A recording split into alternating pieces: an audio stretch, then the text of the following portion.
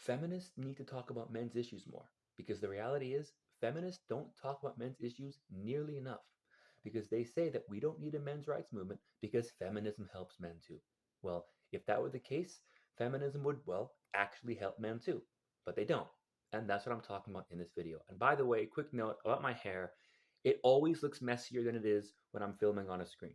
Okay, people email me, oh, you should comb your hair, whatever. It doesn't look like this in the mirror. I don't know what it is, whether it's my $40 phone or my $2,000 laptop, it just looks messy on camera.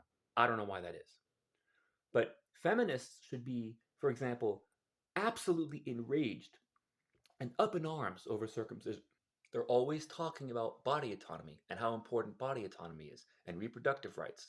Well, I think mutilating a reproductive organ should kind of count as reproductive rights and body autonomy. And yet, when it comes to circumcision, you basically have to pull teeth to get any kind of answer about circumcision or any comment on any men's issue at all.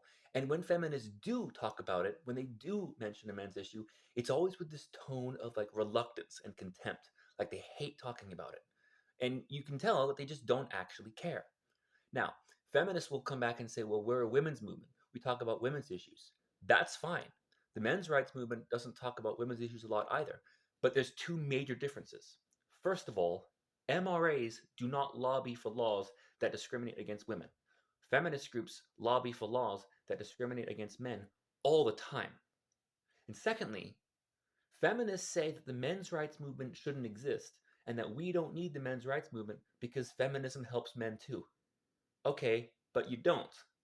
So if you want to say that feminism doesn't talk about men's issues because the women's movement, that's fine, actually. That's fine.